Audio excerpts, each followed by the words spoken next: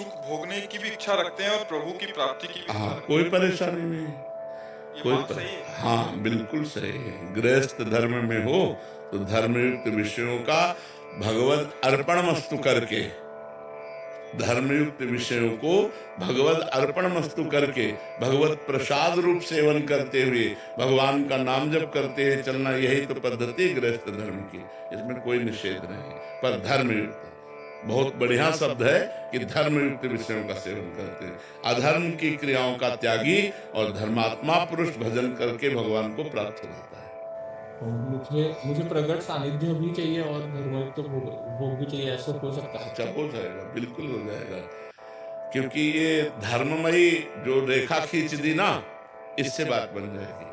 नहीं तो भोगों की प्रियता हमें पतन के मार्ग में ले जाती है, लेकिन एक रेखा खींच दी ना, धर्मयुक्त भोग, अब बच जाओगे। अब धीरे धीरे विषयों का त्याग होते होते निर्विकार हो जाओगे। धर्मयुक्त विषय, पहले तो अधर्म का त्याग हुआ ना, ये धर्मयुक्त विषयों के प्रति जो विषयों में सामर्थ्य नहीं कि आपको बांध सके।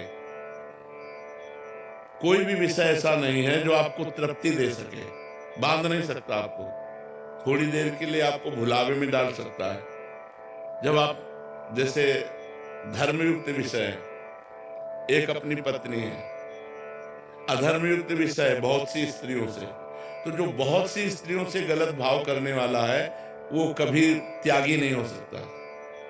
लेकिन एक पत्नी व्रत धारण करने वाले को विषयों से घृणा हो जाएगी, क्योंकि मन को नवम नवम चाहिए, और जब वो बार बार उसी विषय का सेवन करेगा तो उसको तृप्तिजनक घृणा होगी, यार कुछ नहीं रखा।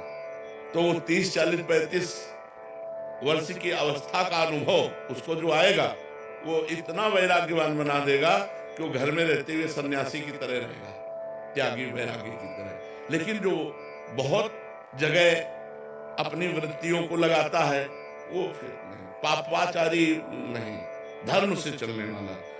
गांव में देखा है कि 40-45 वर्ष के बाद एक सन्यासी जीवन व्यतीत करने लगते हैं। लड़का बच्चा बहू हो गए तो एक वैरागी जीवन व्यतीत करने लगते हैं, क्योंकि धर्म से चले ना तो अब इधर उधर मन। और जिनका अधर्म का भाव है तो देखो बूढ़े होने पर भी इधर उधर वृत्तियां उनकी दौड़ती हैं। आप देख लो ना, वृद्धावस्था भगवान के भजन के लिए है।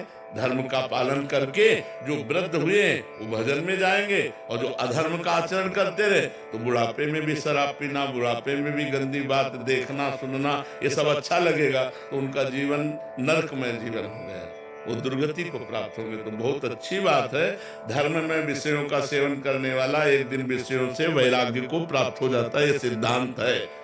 और अधर्म में विषयों का सेवन करने वाला दुर्गति को प्राप्त होता है, ये सिद्धांत है।